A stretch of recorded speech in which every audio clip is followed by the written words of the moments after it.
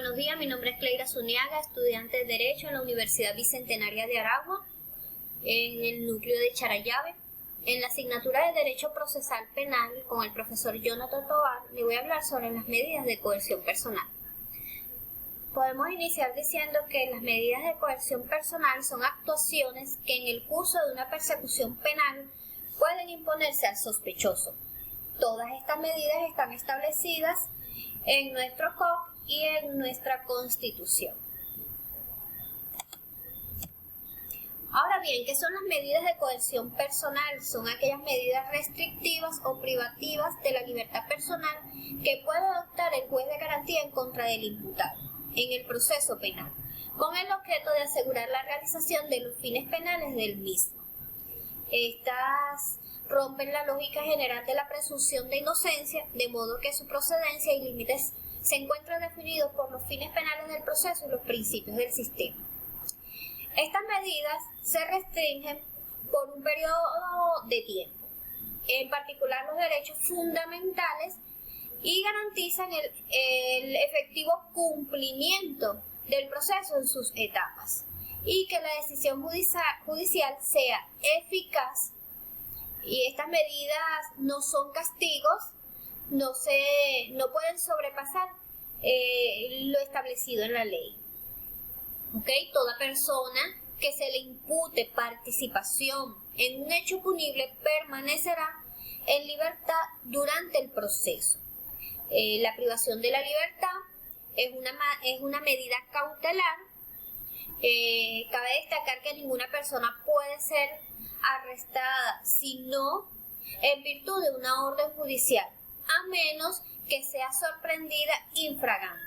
Esto está contemplado en el artículo 44, y cuando le hablo de la privativa o de la privación de libertad, está contemplado en el artículo 243 del COC.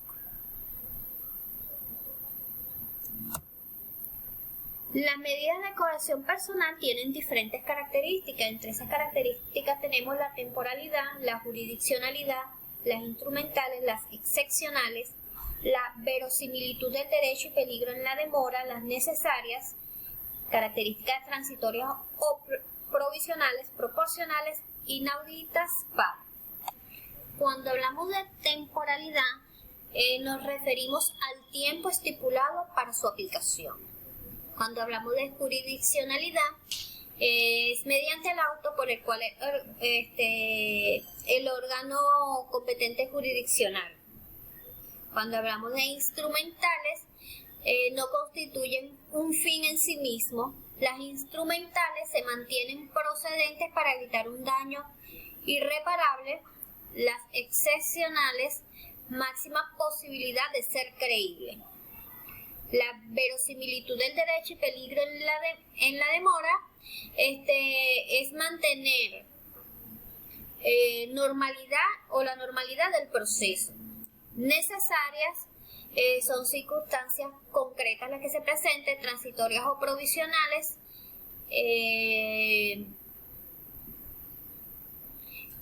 No cabe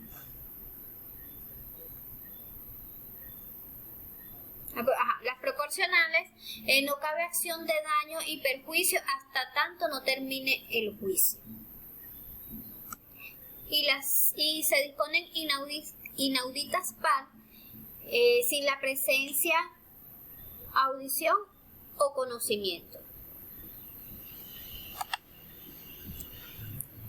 Las medidas de coerción personal en el proceso penal venezolano están contempladas entre los artículos 243 y 247 del COP.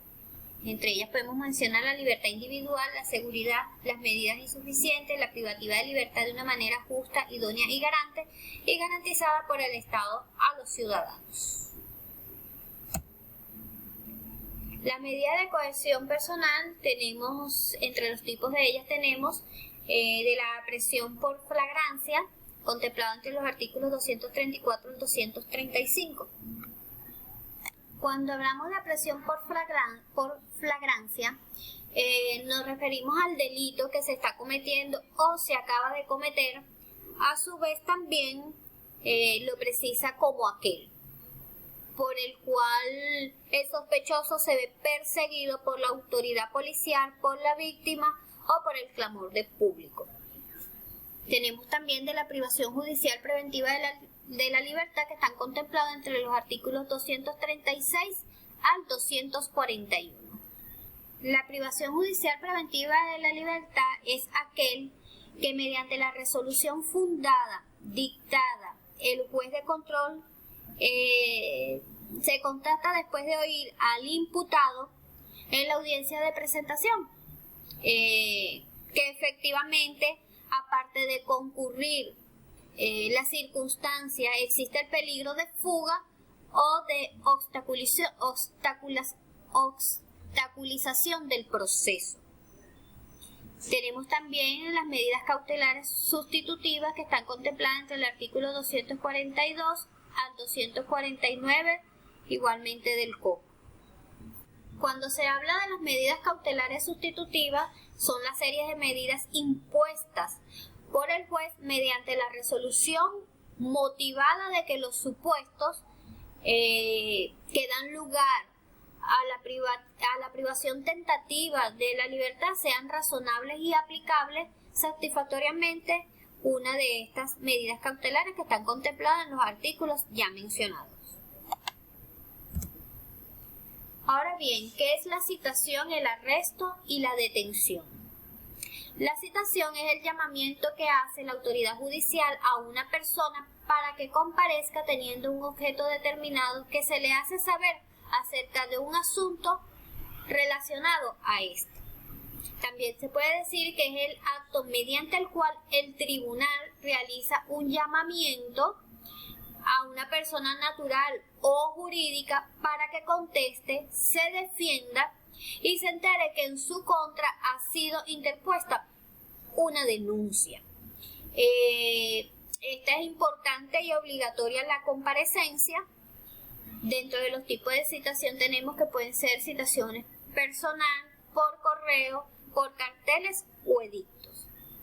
El arresto es la acción y efecto de aprehender a un individuo recurriendo en caso de necesidad a la fuerza a fin de hacerlo comparecer ante una autoridad judicial o administrativa o encarcelarlo. En otras palabras, podemos decir que el arresto es la pena privación de libertad por un tiempo generalmente breve impuesta por un juez o tribunal ordinario o militar y en la cual se puede aplicar la fuerza. Cuando hablamos de detención, consiste en una breve limitación del derecho a la libertad de una persona sospechosa de haber cometido un delito, que pueden adoptar la autoridad judicial y fiscal, la policía en cierto supuesto con la finalidad de ser puesta a disposición judicial. Una definición breve de detención sería la privación provisional de la libertad ordenada por la autoridad competente. En conclusión, se puede decir que las medidas de coerción personal evade que el proceso obstruya la justicia o más allá que el imputado sea una amenaza para la víctima y la sociedad. Esta ha sido toda mi intervención. Muchas gracias por su atención. Que tengan un feliz día.